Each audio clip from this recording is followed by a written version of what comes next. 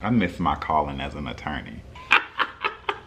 Let the record reflect that in January, you did something very similar, if not the same, and I addressed it then.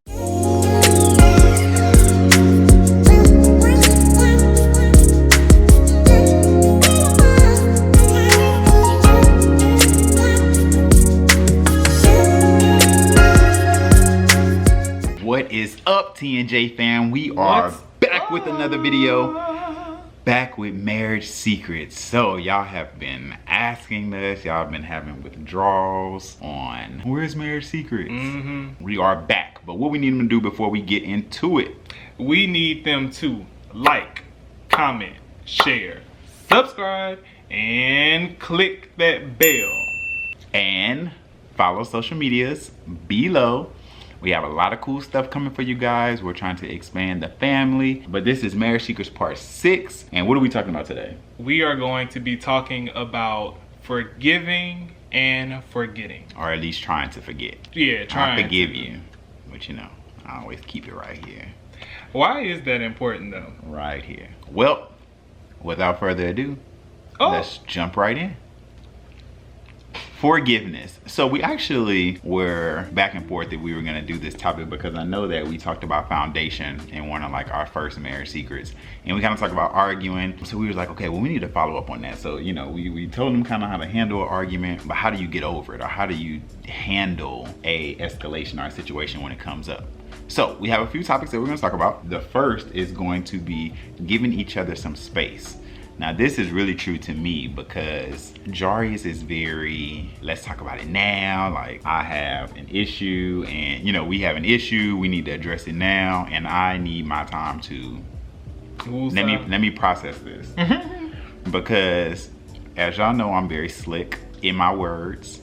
And the last thing you want to do is say something that you're going to regret. And I know that we mentioned that before as well. But I would say giving each other some space, but making sure that you still deal with it that day. So we do not agree with sweeping it under the rug and just be like, I'm not going to worry about it, or going to bed mad. I think that it's important to deal with it that same day, no matter how mad you are. Also, keeping in mind that what we try to do is let each other know, give each other a heads up or some time to actually get our thoughts together whenever we have an argument. So whether that be like, okay, we'll talk about it when I get home, or, you know, we could talk about it in a minute, but making sure that y'all are on the same page going into the conversation, instead of just kind of bombarding the other person and being like, well, we gonna talk about it right now, or here's what's on my mind. I agree with that. I also am a big fan, like he kind of mentioned, making sure that like you don't let it linger, because what's gonna happen is you're gonna sit there and you're gonna be going through your head and trying to figure out like jabs to take, and you know, you're just gonna be getting more like and more frustrated.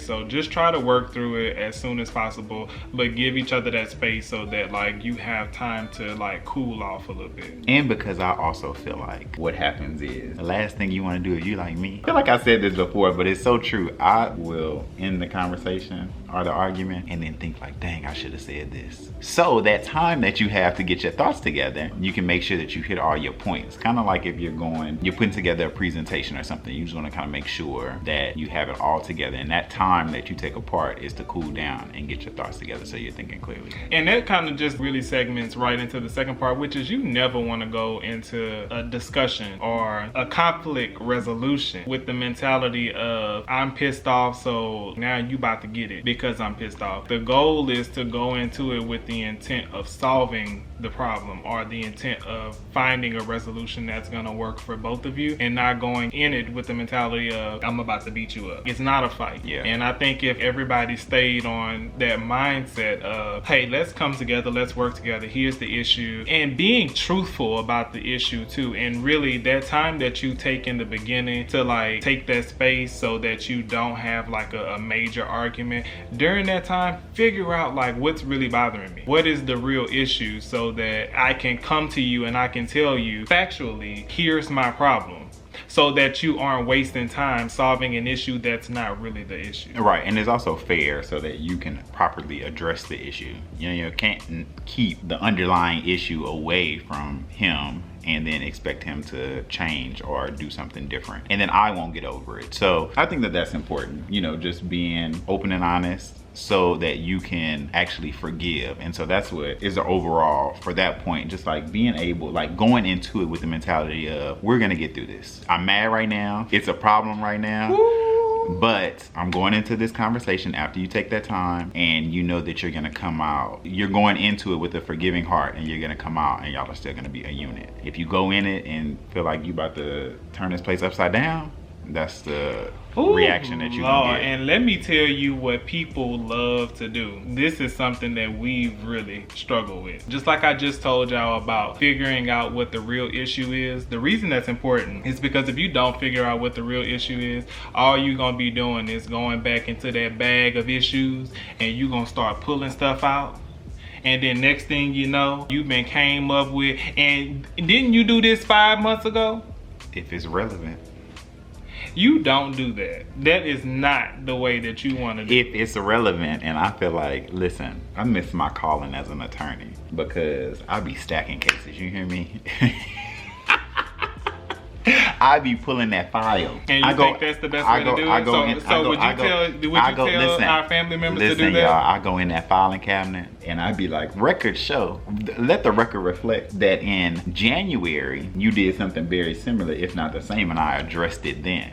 All that's gonna do is cause the argument to don't do that, y'all. More like to escalate even more, and it's just gonna cause y'all to just keep going back and forth, because then it's just gonna get into like a pissing match. So that means that if you have to go back and do that you didn't forgive in that moment, if you have to go back into that file. But listen, God is still working on me, okay? Lord, can you please speed up? You know, I never want to rush you, because I always believe in your timing.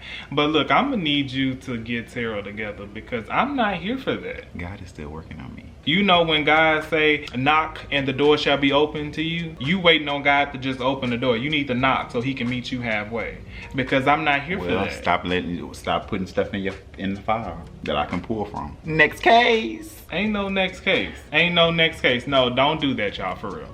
We just joking. Right. But seriously, the overall point is, it's inevitable that in your relationship, in your marriage, that your spouse, your partner is gonna hurt you.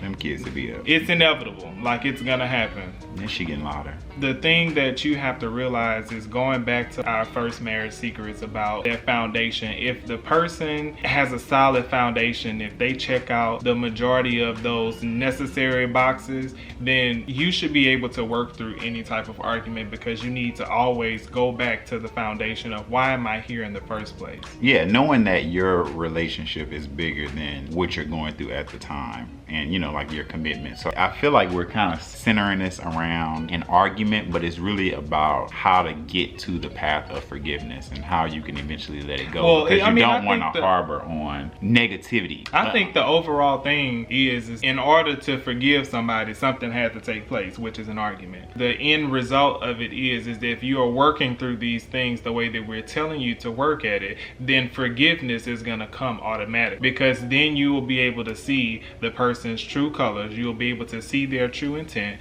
and you will be able to see that, like, look, I'm not trying to fight you. I'm not here to be against you. I'm here so that we can work through this issue, so that we can get back in the bed and we can be all cuddled up and eat some ice cream together and watch a movie.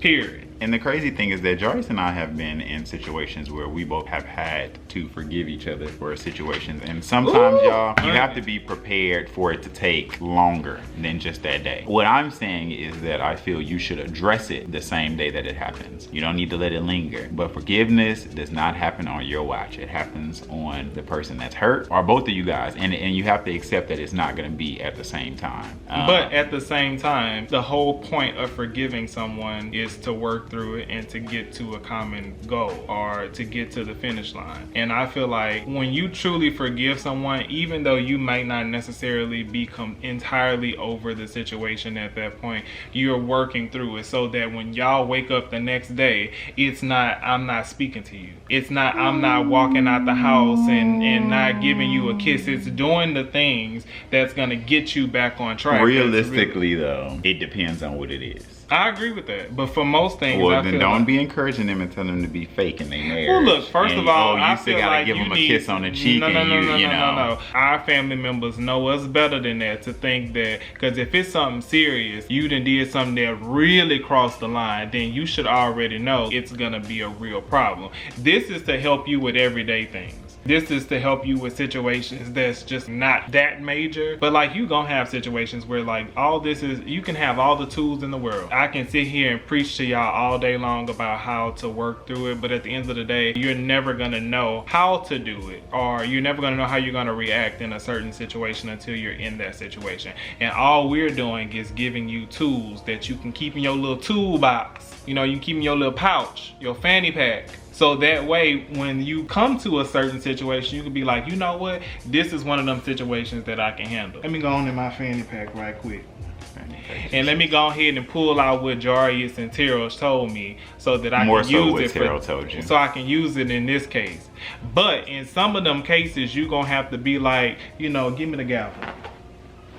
That is it. Away with you. No, that's not what I said. That's what I'm saying. Away with you. That's gonna be some situations when you gonna call somebody out and it's just gonna be like, you know what? It ain't what I thought it was given. What I was saying, gotta go. Some situations deem certain reactions, and forgiveness takes time, and you can't rush someone's forgiveness process, how they mentally and emotionally feel about what's transpired, and you just have to be willing to work towards it. Jarius has done some things in his past that he's had to wait for forgiveness on that took a little while, and he wanted the process, like he's trying to rush me now to change. He wanted the process to be instant, and it took me a while to get there, and he waited because he knew it was good for him. And now he don't really have to worry about it anymore. But back then, it was a test every day, okay? And you had to build back up to where you were. With that being said, I just want to know, why is it that every single time, didn't we just talk about I don't staying true to what we be talking about? Because why is it that you going back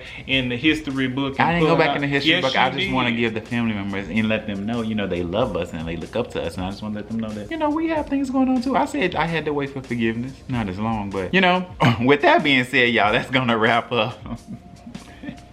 Get off of me.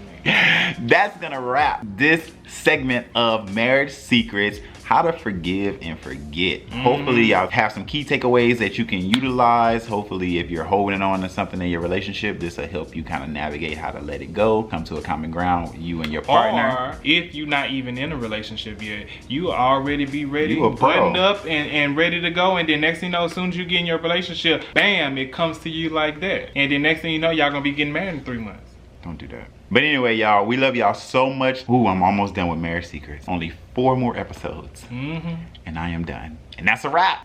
But make sure y'all let us know what y'all thought. Give us some more topics in the comments. Let us know how you overcome different obstacles, arguments, how you forgiven in the past, and what works. And we will check it out. Stop tapping me. I said bye, y'all. We love y'all so much. See you guys next time. Bye, y'all. I said bye. It's time for me to go to work.